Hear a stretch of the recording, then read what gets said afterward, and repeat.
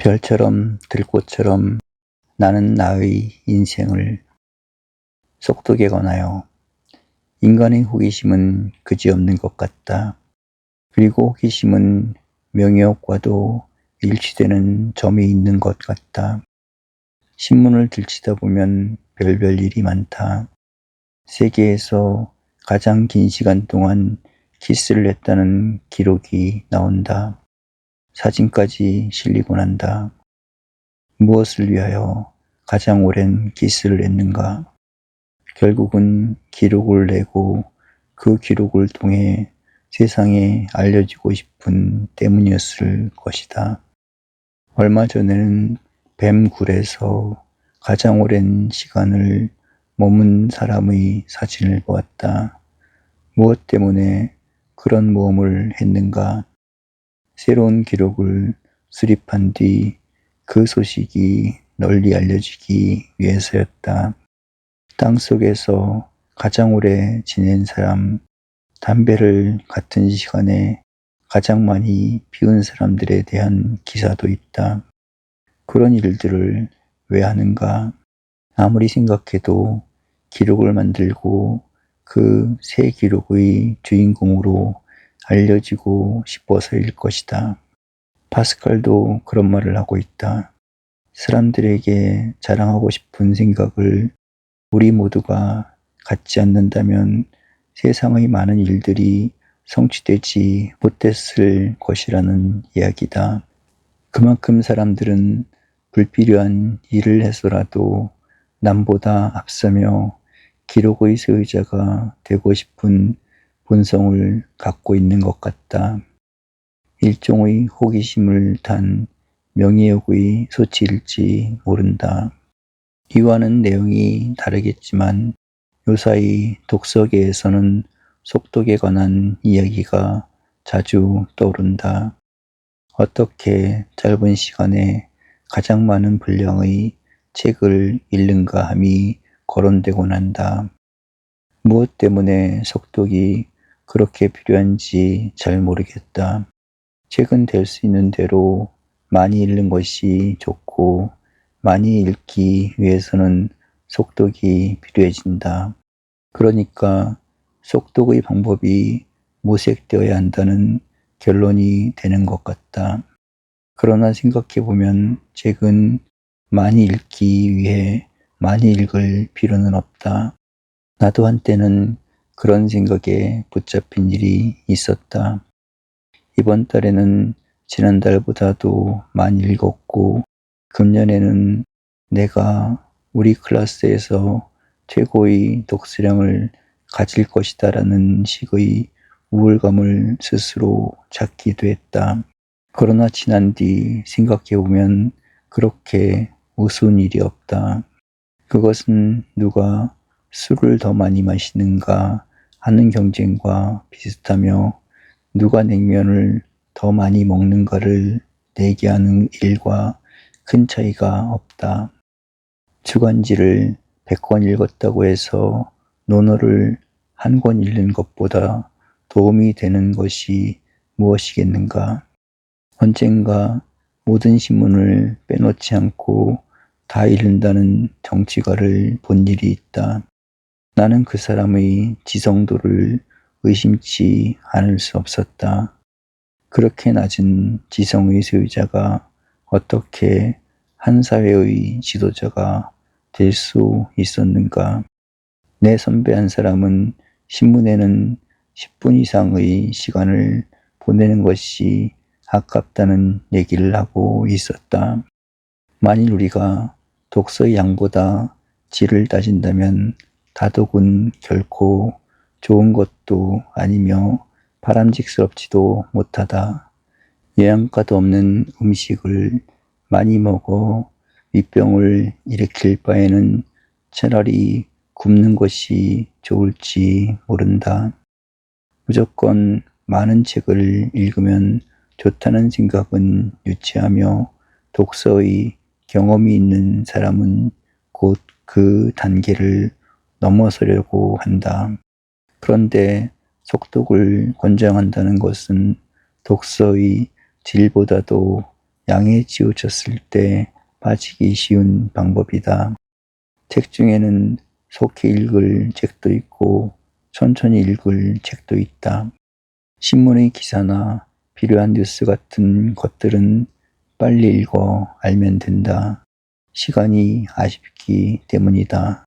그러나 역사나 사회적 지식은 그것을 알기 위한 예비적 지식이 필요하다. 그리고 정신적 깊이와 사상적 체계가 있는 내용은 그 뜻과 내용을 음미하기 위한 어느 정도의 시간이 필요한 법이다. 논어를 2시간 동안에 다 읽었다든지 단테의 신곡을 하루 동안에 끝냈다고 자랑하는 사람이 있다면 속독에는 성공했는지 모른다. 그러나 독서다운 독서를 했다고는 누구도 생각지 않을 것이다. 읽는 것보다 깨달음이 필요하며 지식보다 이해가 더 바람직스럽기 때문이다. 여기 비상한 속독력을 갖춘 사람이 칸트의 순수이성 비판이라는 책을 3일간에 끝냈다고 하자. 그가 그 책의 내용을 3일간에 이해할 수 있기 위해서는 적어도 몇 해의 철학 공부가 필요했을 것이다. 만일 그런 과정이 없이 읽기를 위해 3일간에 읽었다면 그것은 차라리 읽지 않은 편만 못할 것이다. 뜻도 모르면서 3일을 낭비했음에 틀림이 없다. 좋은 책의 대부분은 읽으면서 생각하고 생각하면서 읽도록 되어 있다. 그때 생각하는 일을 포기하거나 모든 독서 속에서 생각하는 자세를 끊어버린다면 그가 무슨 독서를 어떻게 했다는 결과가 될지 궁금하다. 이렇게 본다면 속독을 위한 속독의 대상이 될 수 있는 책은 사실 읽을 가치조차 없는 책이 아닐까. 통계, 숫자를 안다든지 얄팍한 상식을 빨리 알기 위해서는 속독이 필요할 것이다. 그러나 내용이 담긴 독서는 속독으로 그쳐서 안 될 때가 많다. 속독을 강조하는 것은 우리들의 기억력을 개발하며 기억력에 호소하는 경우가 많다. 그러나 우리에게 필요한 것은 기억력만이 아니다. 기억력 못지않게 이해력이 필요하며 사고력은 이해력보다도 중요하다.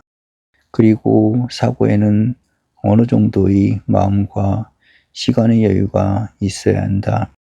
이제 우리들의 의식을 기억력에만 묶어둔다든지 기억이 전부이거나 최고라는 생각에 붙잡아 둔다면 우리의 의식 자체의 폐쇄성과 불행을 만든다. 창조력과 깊이 있는 인식을 방해하는 결과가 되겠기 때문이다.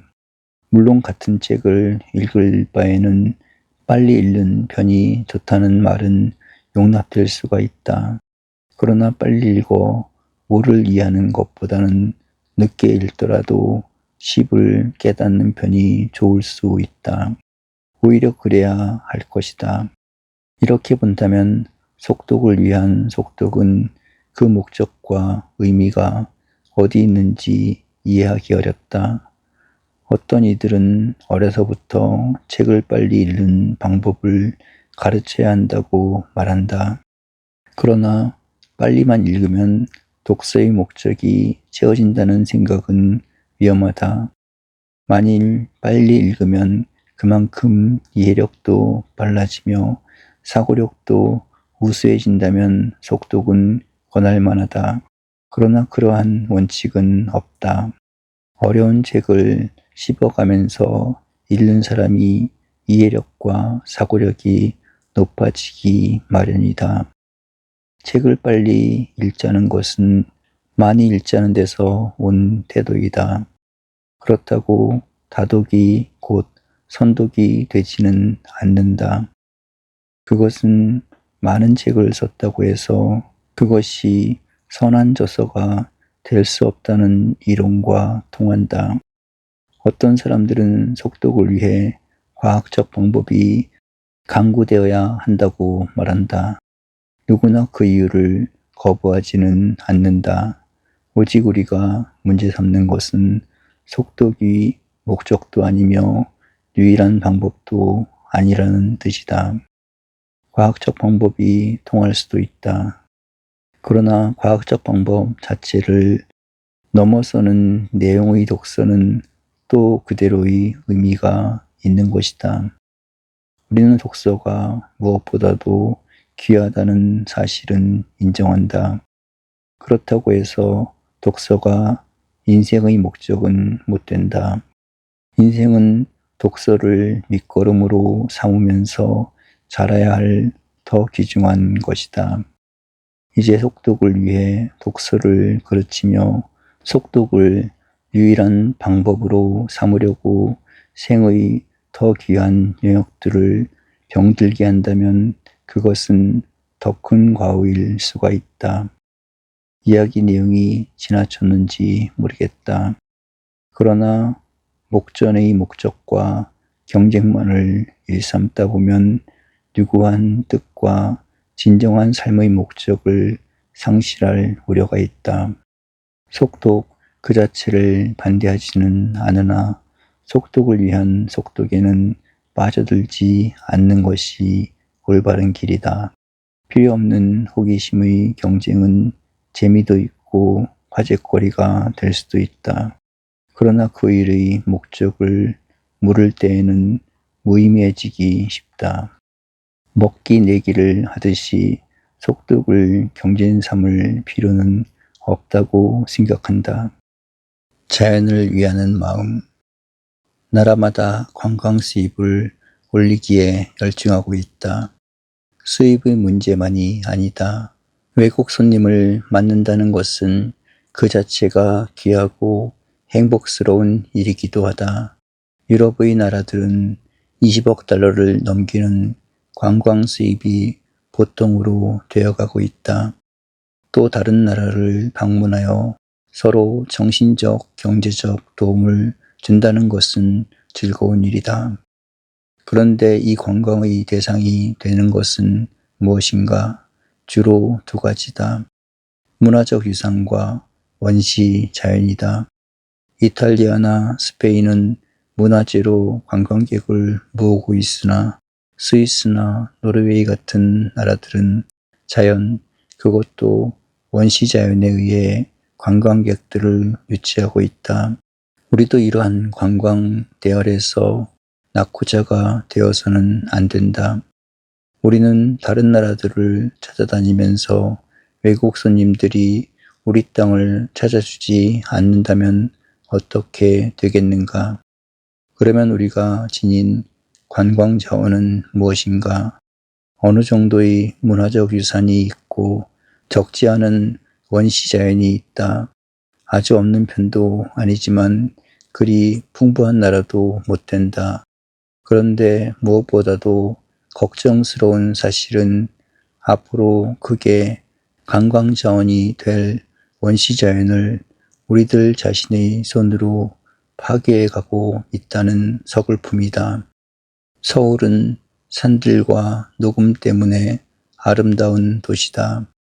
산을 많이 가진 대도시는 별로 없다. 그런데 최근 우리는 어떻게 되어가고 있는가? 남산을 비롯하여 그 아름다운 자연을 점점 잃어가고 있다. 심지어는 격에 어울리지 않는 아파트를 지어 남산의 미를 깨뜨리고 있다. 언젠가는 녹지대가 집보다 귀한 것을 깨닫게 되고 다시 복구하려 해도 이미 때가 늦을 것 같다. 서울이 문제만이 아니다. 얼마 전에 제주도를 방문했을 때이다. 그쯤은 꼭 보존해야만 했을 원시자연이 자꾸만 좀먹어하고 있다. 어느 학교 재벌이 별장을 지었다느니 어느 기관에서 호텔을 짓고 있다느니 하는 얘기들이었다. 설악산의 녹음을 지키기에도 무척 힘이 드는 모양이다. 모든 권력을 이용해 가지고 원시자연을 침투해 들어오려고 한다. 이제 이런 일들이 반성이나 개선도 없이 그대로 계속된다면 그 결과는 어떻게 될까? 어째서 중소도시에 있는 작은 녹지대와 산들이 어울리지 않게 넓은 도로의 침해를 받아야 하는가? 가장 고귀한 자연이 몇 사람의 드라이브를 위해 희생당해서야 쓰겠는가? 깊이 반성할 문제들이다. 아메리카의 인상. 미국은 다른 사회에 비해 색다른 성격의 사회와 국가로 성장했다. 대부분의 나라들이 민주국가로 형성되었으나 미국은 민족 단위로 본다면 주인이 없는 나라이다. 다수민족과 소수민족은 있으나 사는 사람은 모두가 주인이 되는 유능한 개인이 보람을 느끼는 사회로 되어 있다. 전 국민의 10분의 1이 넘는 흑인들이 있다. 여러 가지로 애써보다 여전히 사회 문제를 일으키고 있는 열등 민족이다. 수백 년 동안 서서히 이민해온 중국인들이 있다. 대도시마다 중국거리가 있는가 하면 샌프란시스코의 중국거리는 완전히 이국 사회를 만들고 있다. 개인주의라기보다는 이기주의 생활을 하는 유대인들이 수없이 많다. 개인적 출세에서는 그들을 능가할 사람이 없으며 세금은 1원이라도 덜 내려고 애쓴다는 사람들이다. 이탈리아 계통 사람들도 상당히 많은 수를 차지하고 있다. 악명 높은 알 카포네를 비롯하여 갱, 살인강도 폭력 집단의 대부분을 그들이 만들고 있다는 사실은 누구도 잘 알고 있다. 미국에서도 가장 점잖다는 도시가 보스턴이다. 그러나 보스턴에 있는 이탈리아 지역에 가면 10년 전의 동대문 시장을 방불케 한다. 우선 그렇게 왁자지껄할 수가 없다. 완전히 이탈리아식으로 살아가고 있다. 제2차 세계대전 때는 노동력을 보충하기 위해 푸에르토리코 사람들을 많이 썼던 모양이다. 그들의 대부분이 미국 본토에 주저앉았기 때문에 소년원 같은 곳에는 언제나 그들이 섞여 있을 정도라고 한다. 여기에 일본인들이 이민해 왔으며 최근에는 한국인들의 수도 급속히 늘어가고 있다. 뉴욕에는 약 500여 개의 채소나 과일 가게를 한국인들이 경영하고 있기 때문에 요사이는 미국인들이 한국말을 배워서 오는 실정이라고 말한다. 호박, 오이, 무 등의 한국말을 쓸 정도라는 것이다. 로스앤젤레스의 올림픽 거리나 시카고 도심지 북쪽에는 어디에 가도 한국 간판이 눈에 띈다. 샌프란시스코의 일본 거리는 상상보다도 대단한 시설을 갖추고 있다. 일본 센터에 들어가 보면 미국이라는 생각이 들지 않는다. 이런 다양한 백성들이 몰려들어와 미국을 만들었기 때문에 영국을 비롯한 유럽의 점잖은 국민의 수는 그리 눈에 띄지 않는다. 남쪽으로 가면 멕시코 사람들이 얼마든지 있다.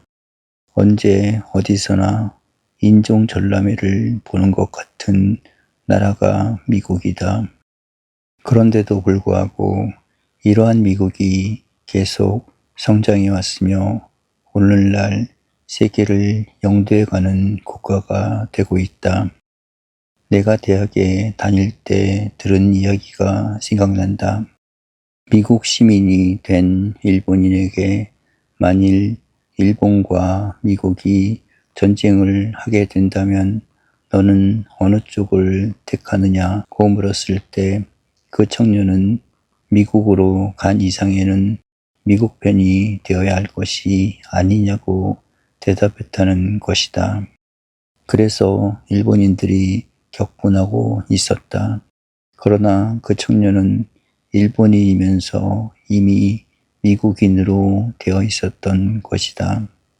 그런 나라가 미국이다.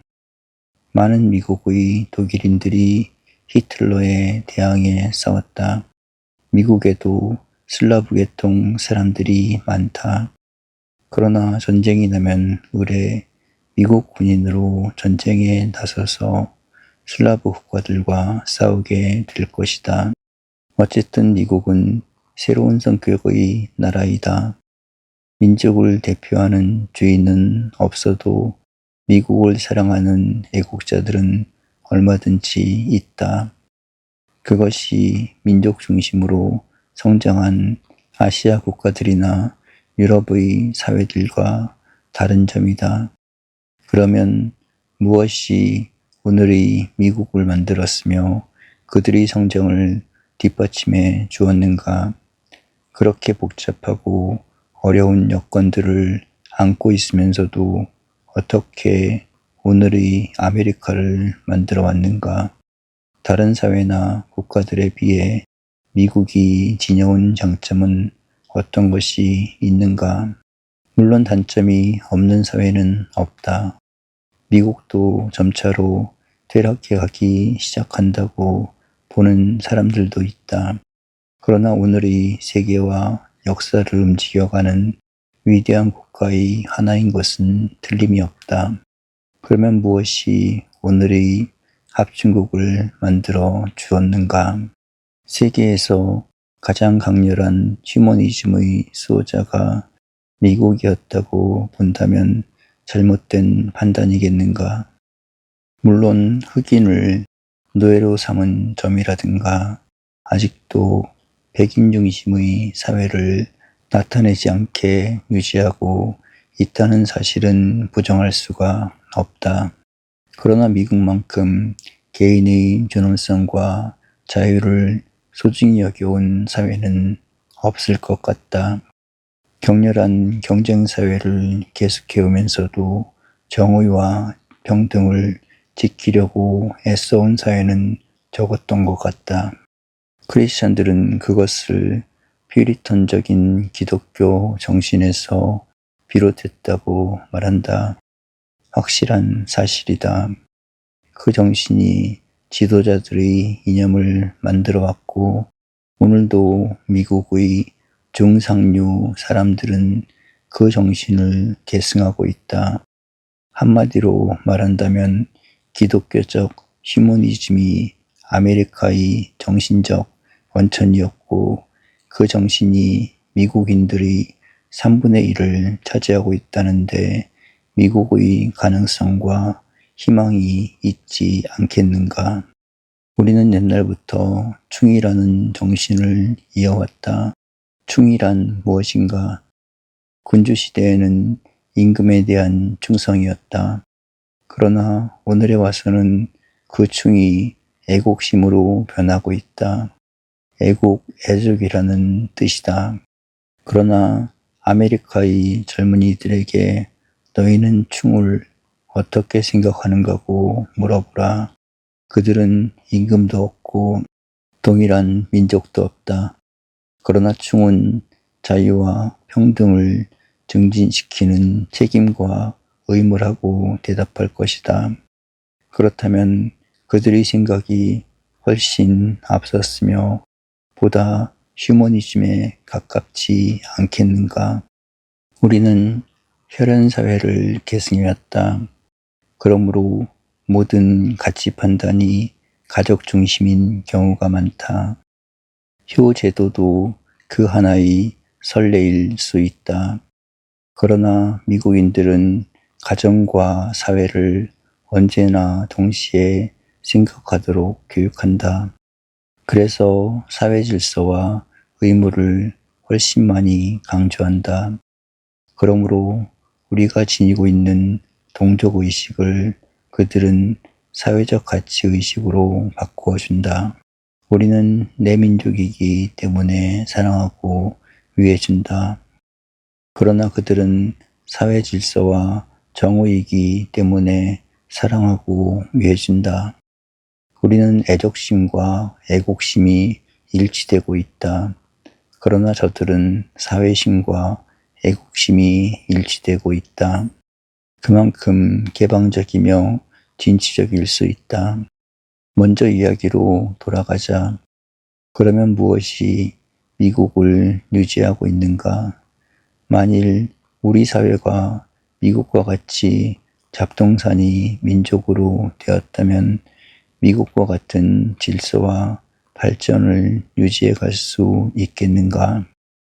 미국은 강한 정신력을 갖고 있다.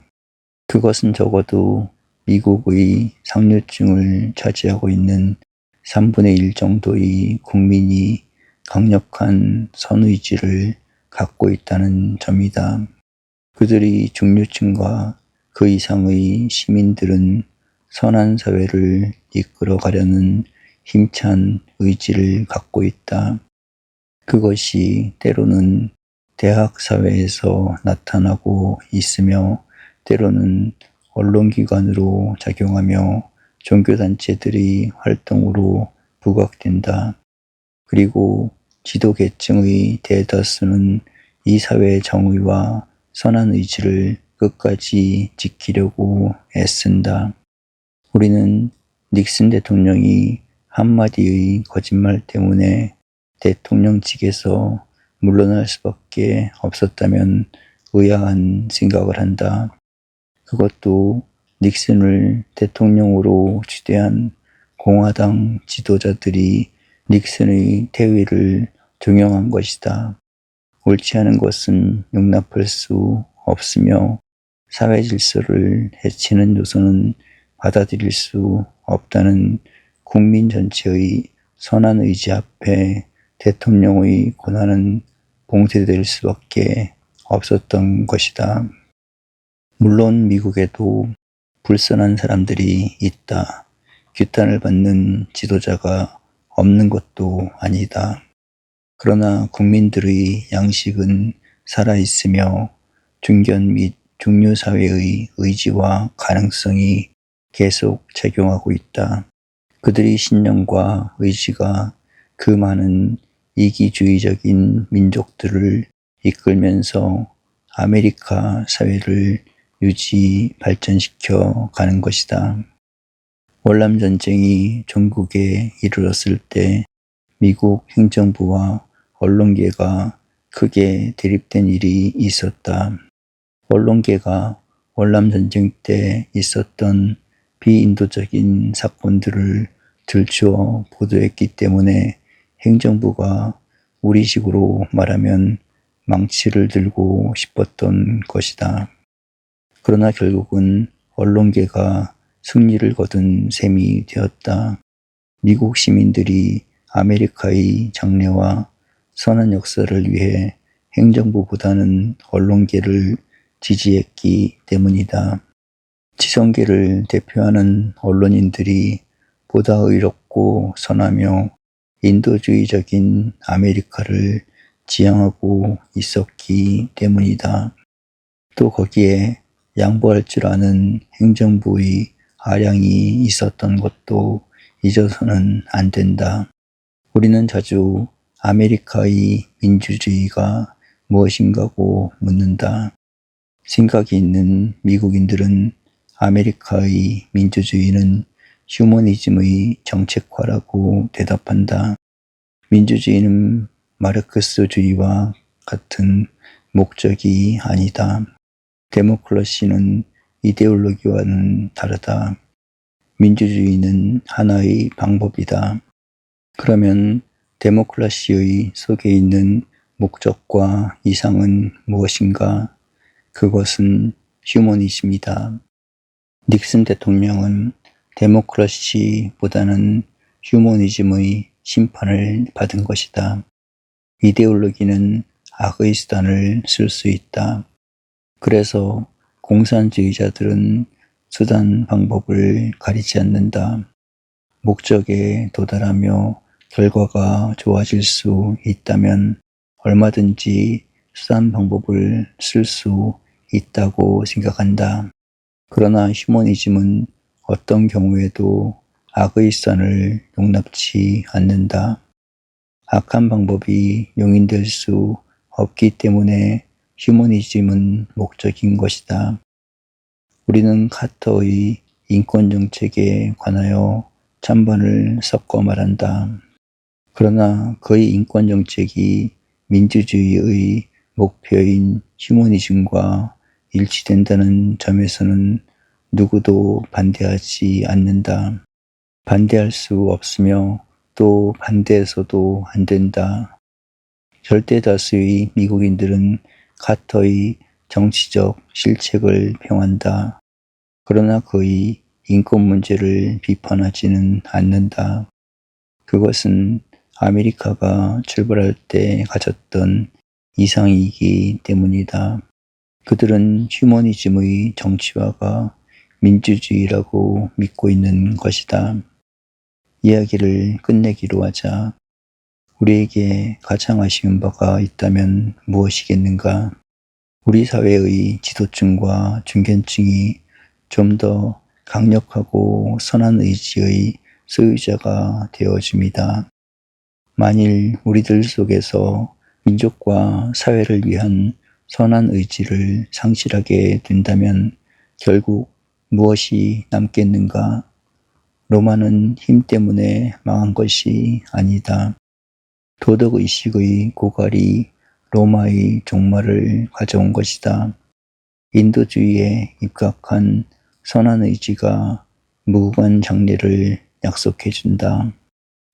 별처럼 들꽃처럼 나는 나의 인생을. 하늘의 별은 모두가 아름답다. 들의 꽃들도 하나같이 아름답다. 버리고 싶은 별도 없고 없었으면 좋겠다는 꽃도 없다. 모두가 개성이 있기 때문에 존재의 뜻이 있는 것이다. 발밑에 짓밟히는 한 포기의 풀들도 다 그 값이 있으며 길가에 굴러다니는 돌들도 찾아보면 그 의미가 있다. 달에는 한 점의 생명도 없다고 한다. 거기에 한 포기 풀이 돋았다면 그 값은 달 전체와 맞먹을 수 있는 것이다. 풀과 꽃만으로 가득 찬 들에 한 개의 돌이 있다면 그 의의는 많은 꽃들보다 귀할 것이다. 우리 집 한 모퉁이에는 작은 자갯돌 한 개가 들어가 있다. 사람들은 무엇 때문에 그 돌을 넣었는가 하고 묻는다. 그러나 내게는 그 돌의 의의가 있다. 그 돌은 62년에 이스라엘에 갔을 때 갈릴리 바닷가에서 주워온 것이다. 다음 해 집을 지을 때 모퉁이에 보정키로 했었다. 그 돌은 그러기에 내게는 뜻이 있는 돌이다. 부모는 자녀들을 하나같이 사랑한다. 내 어머니의 말이 생각난다. 가난한 부부가 7 애들을 키우고 있었다. 굶는 것이 예사로 되어 있었다. 어느 날 그 고을 군수가 찾아왔다. 그렇게 살 바에는 그 애들 중 며칠 내게 달라고 말했다. 잘 먹이고 훌륭하게 길러 자기 자녀를 삼겠다고 말했다. 부모는 그럼 하고 약속했다. 한두 애만 남겨놓고는 다 주리라고 생각했다. 집에 돌아와 고르기 시작했다. 어느 애를 줄 것인가 하고 아무리 골라보아도 줄 애가 없었다. 부모는 둘만 고르자고 약속했다. 그러다가 하나만 고르기로 했다. 그 하나도 고를 수가 없었다. 아버지가 말했다. 그러면 팔을 못 쓰는 저 병신 애나 보낼까 하고. 그러나 어머니의 대답은 달랐다. 다른 애들은 다 내놓을 수 있어도 저 애야 우리가 길러야지요 라고.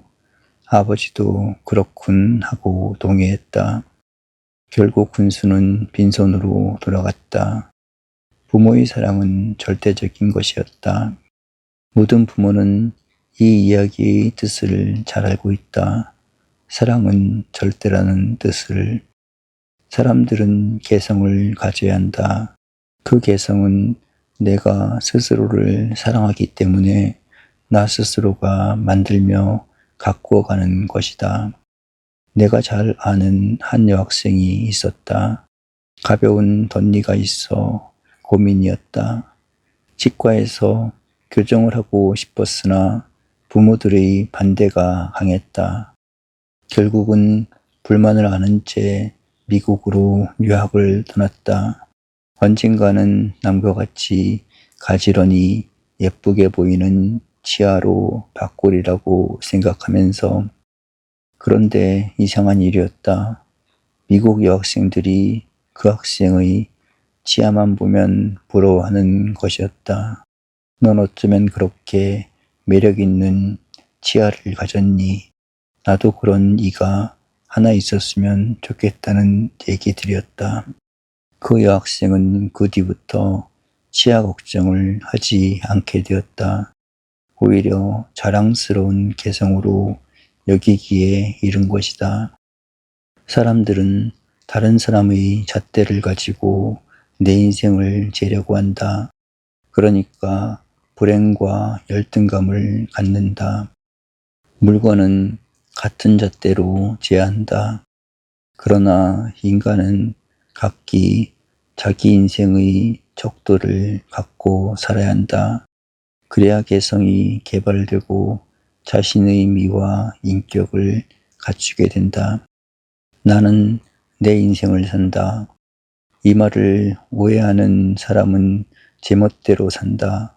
내 마음대로 산다는 뜻으로 받아들인다. 그러나 그 뜻을 깨닫는 사람은 그는 그에게 주어진 일생을 가장 귀하고 값있게 산다. 최선을 다하기 때문에 누구도 나와 같을 수는 없는 고귀한 인생을 산다는 뜻으로 받아들일 수 있을 것이다. 우리는 다시 한번 하늘의 빛나는 별들같이 들에 피는 꽃들같이 아름답고 고귀한 인생의 설계를 펴나가야 하겠다. 한 포기의 꽃은 그 나름대로의 최선의 미를 갖고 있다. 한 개의 별은 자기만이 갖는 최고의 가치를 지니고 있다. 우리들의 개성과 인생도 그렇게 되어지기를. 소련에서 온 소식. 몇 달 전 가까운 친지 중 소련을 여행한 이들이 있었다. 미국에 머무르면서 헬싱키 국제회의에 참석했다가 미국인들과 같이 소련을 여행하게 된 것이었다. 나 자신도 전해지는 소식을 들었을 때 역시 그랬었군 하는 생각을 했다.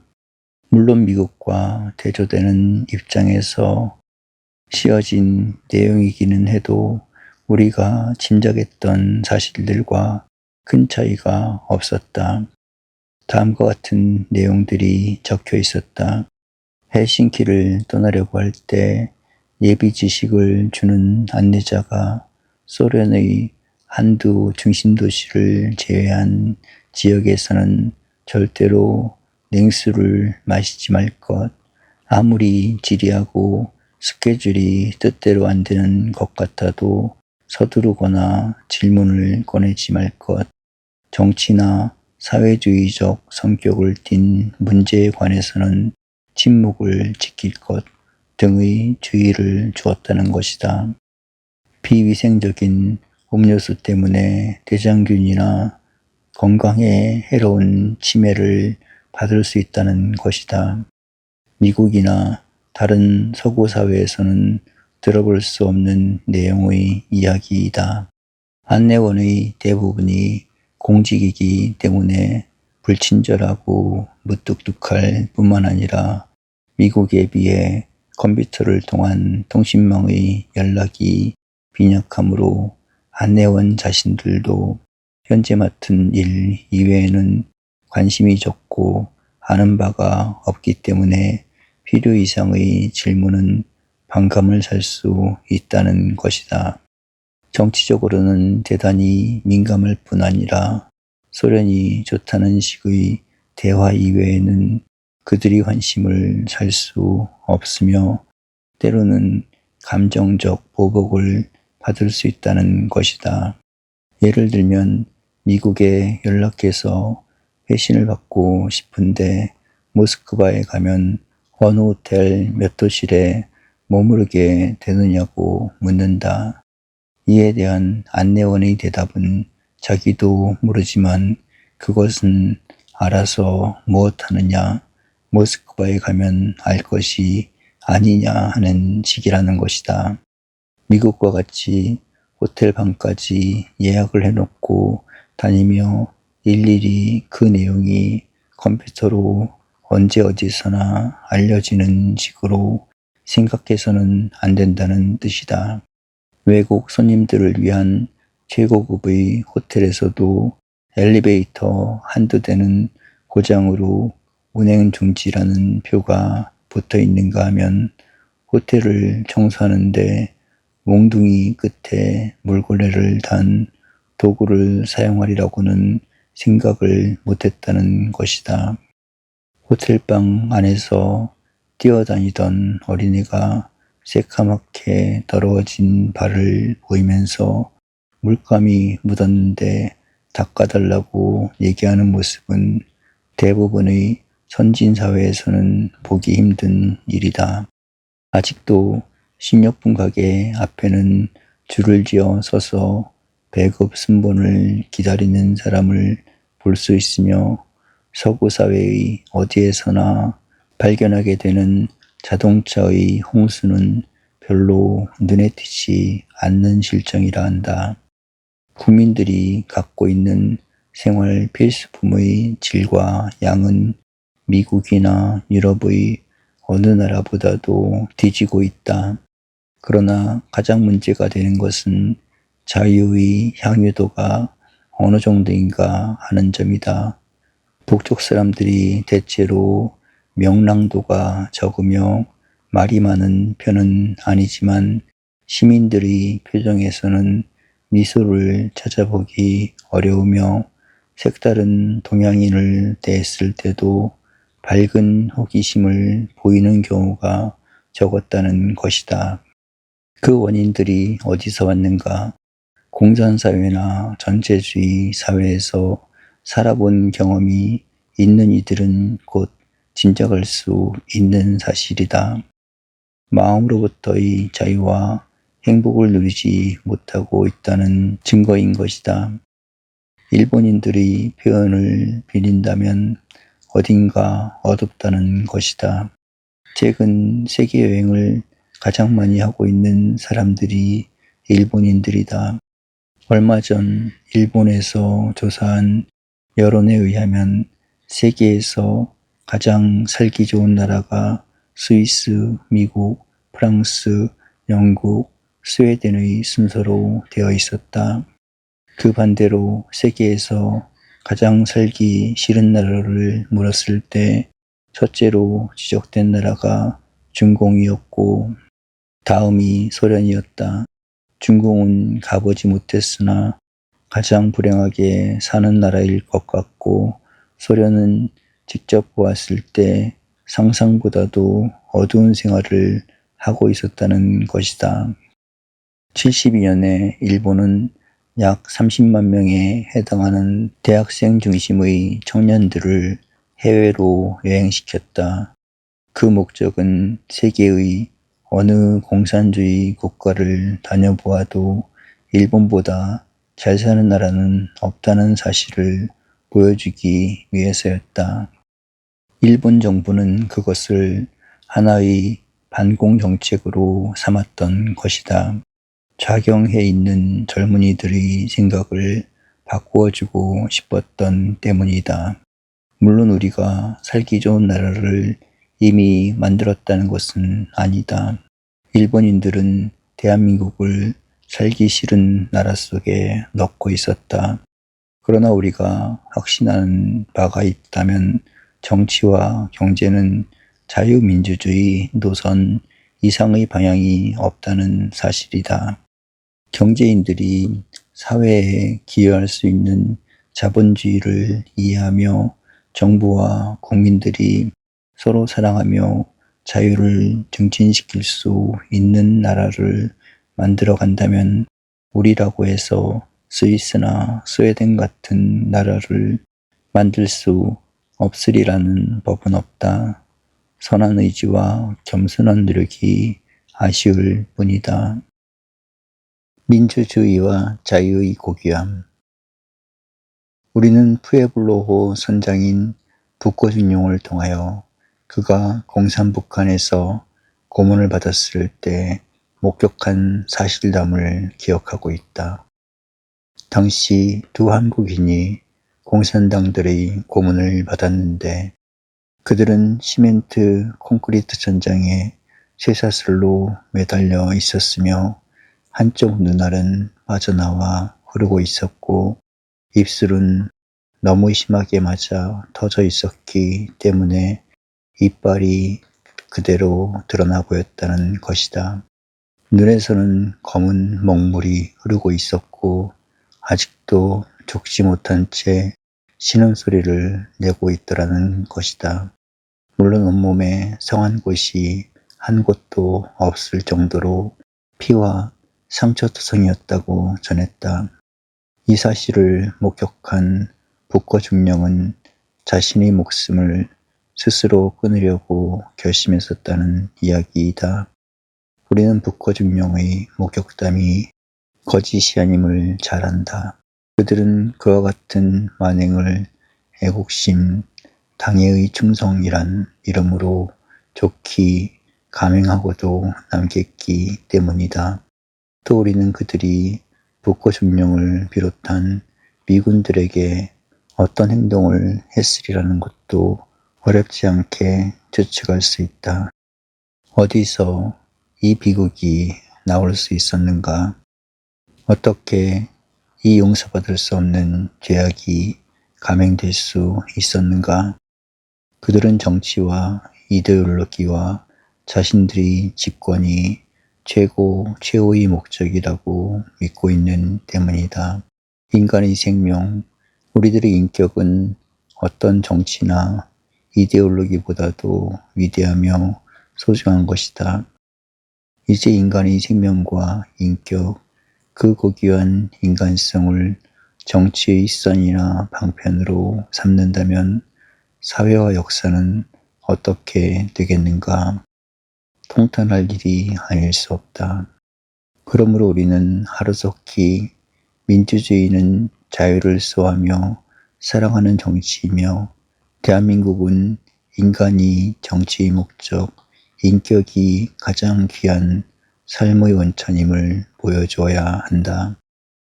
어떤 정치적 대가를 치르더라도 인간의 존엄성을 위한다는 신념과 용기를 입증해 주어야 한다. 연구실 타령. 며칠 전 지방에서 한 손님이 찾아왔다. 좁고 어두컴컴한 내 방을 둘러보더니 여기가 교수님 연구실입니까? 하고 묻는다. 항상 듣는 말이기 때문에 설명을 하지 않기로 했다. 팔을 벌리면 양쪽 벽에 손이 닿을 정도이고 길이는 그 3배쯤이 될까. 창문이 하나뿐인데 창의 반쯤은 담쟁이 덩쿨로 가려져 있다. 책장이나 책을 놓아둘 자리가 없어 집으로 다 옮겨버렸다. 다행히 집이 가깝기 때문에 읽거나 쓰는 일은 집에서 하도록 한 지 오래다. 그러니까 지금의 연구실은 강의 대기실이나 간단한 일을 처리하는 임시 사무실 비슷하게 쓰이고 있다. 손님은 다시 이 대학에 오신 지 몇 해나 되셨지요? 라고 물었다. 25년간이나 봉직한 원로 교수가 이 정도의 대접을 받아서야 쓰겠냐는 표정이었다. 그런 인상을 풍기는 것은 멀리서 온 손님들만이 아니다. 내 제자였던 후배 교수들도 나보다 변화되는 연구실을 차지하고 있다. 대학교 안의 다른 대학의 교수들도 내 방에 들리는 때가 있다. 대부분이 이건 너무한데 라고 말하곤 한다. 그러나 내 방만 그런 것은 아니다. 우리 과의 몇 교수와 다른 과의 몇몇 젊은 교수들도 비슷한 실정이다.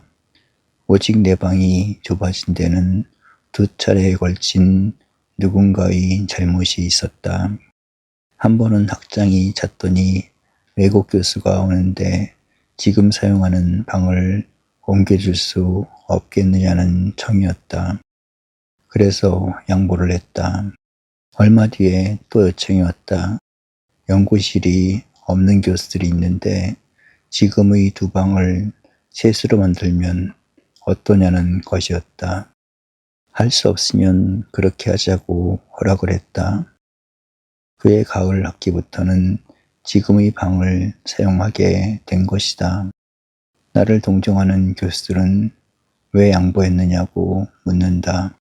싸워서라도 고집을 부려야 넓고 좋은 방을 차지한다는 것이다. 그러나 아무리 생각해도 내가 잘못한 바는 없는 것 같다. 그래야 좋겠다기에 따른 것뿐이다. 내 개인 소유가 아닌 바에야 그렇게 할 수밖에 없지 않은가.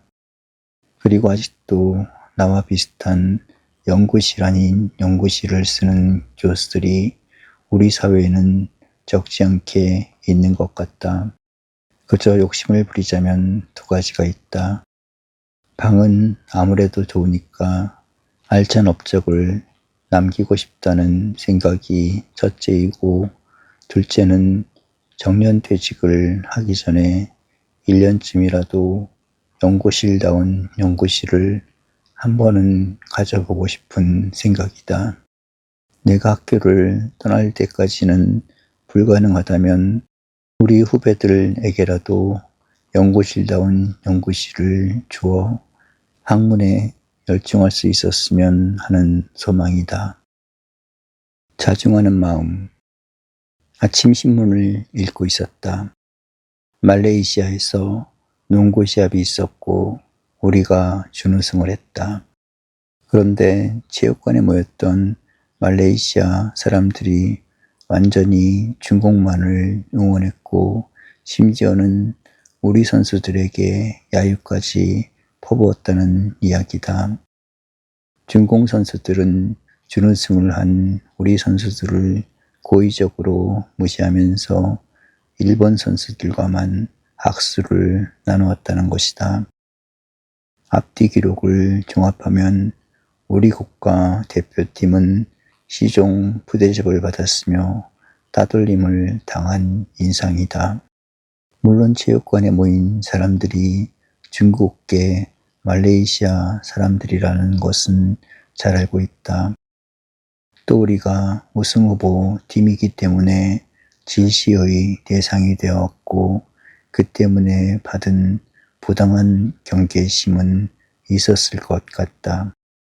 그렇다고 해서 친선을 위한 국제 경기에서 정신적 배척을 받아서야 되겠는가?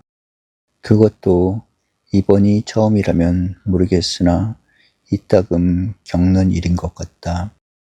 만일 이대로 가다가는 유태인들이 세계적으로 미움을 받은 바 있듯이 우리도 미움을 받는 국가에 끼지 않을까 걱정스럽다.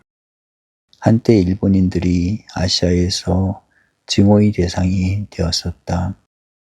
우리도 동양 사회에서 경혼을 당하지 않을까 걱정스럽다. 그런데 신문들은 그 사실을 보도해 줄 뿐이지 그 원인에 대해서는 일체 함구하고 있다. 서로 협의할 수 있는 계기를 만들며 연구할 과제임에도 불구하고 그대로 넘어간다는 것은 좋은 일이 아니다. 어쨌든 우리는 왜 우리 주변의 여러 나라들이 최근에 이르러 환영과 협조의 자세를 취하지 않고 있는지 그 원인과 내용을 찾아보아야 할 것이다. 또 그 점들을 개선할 수 있다면 그것은 우리 민족과 사회의 미래를 위해 극히 다행스러운 결과가 되는 것이다. 며칠 전 한국을 생각하는 한 외국인이 자유중국은 한국보다도 잘 살지만 대외적으로 선전을 하지 않기 때문에 원조를 잘 받아왔고 또 이웃 나라들로부터 시기나 질투의 대상이 되지 않고 있는데 한국은 지나치게 선전하기 때문에 원조를 받는데도 그렇고 다른 나라들의 호감을 얻지 못하는 것 같다는 얘기를 한 것으로 알려졌다. 생각하면 그럴 것 같기도 하다. 일본도 자기 자랑을 하다가 결국은 덕을 보지 못한다는 사실을 알았기 때문에 실속 있게 살아가며 자유중국은 오래전부터 조용히 착실하게 성장해왔다.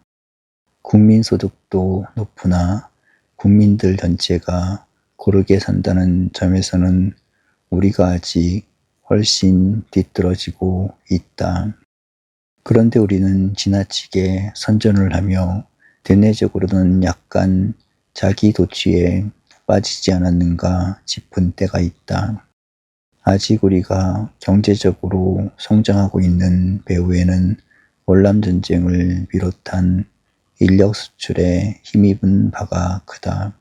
말하자면 노동에서 번 부분이 너무 크기 때문에 안정된 경제 기반은 구축되는 도중에 있는 것 같다.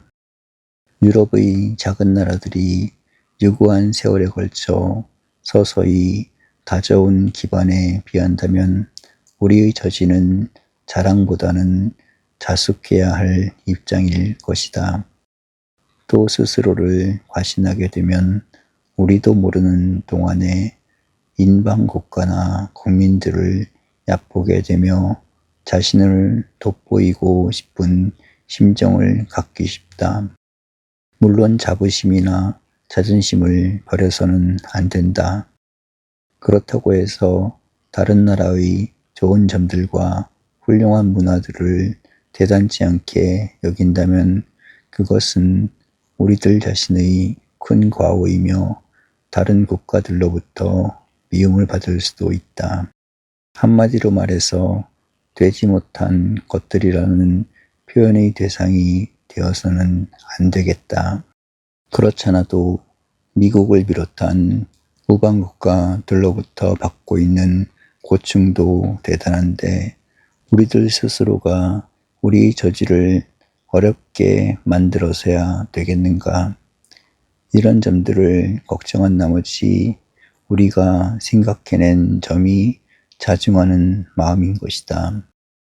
겸손한 개인이 손해를 보는 일이 없듯이 자중하는 민족이 오해나 미움을 당하지는 않을 것이다.